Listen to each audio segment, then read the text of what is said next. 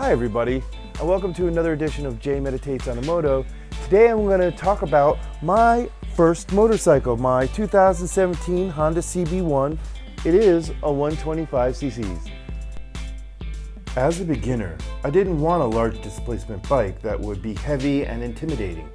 I wanted to gain my confidence on it quickly, so in my mind it made sense to start here on a 125, especially since this was going to be our only means of transportation, and it worked really well.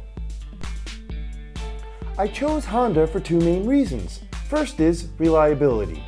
Honda is world-renowned for their stable and dependable products, especially their motorcycles. With a failure rate of 11%, they are one of the most tried and tested manufacturers in the world. Second was because Honda had the most dealerships in Costa Rica with 4, I believe, while every other manufacturer only has 1. So finding the parts I need is considerably easier. With the motorcycle's power at 125 cc's, I didn't have to worry about a twitchy throttle or pulling an accidental wheelie if I popped the clutch too fast. And with it being lightweight and a low seat height, it was easy to manage and maneuver at slow speeds or duck walking as a beginner. My only previous motorcycle experiences were way in the past. I had only driven a motorcycle twice before, and they were my friends' bikes, and I had only driven around the block in a private neighborhood. So, when I left the dealership, it was essentially my first time riding a motorcycle. Thankfully, I did know where the controls were and how they worked.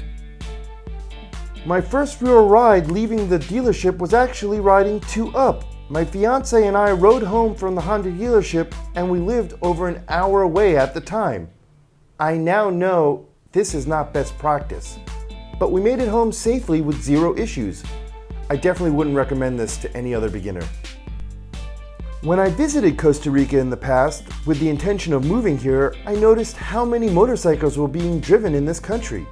I also noticed how many less vehicles were on the roads here in Costa Rica, so it seemed far safer than Los Angeles, California, where I was living before moving here, and I'm originally from New York City, also not a safe place to ride a motorcycle.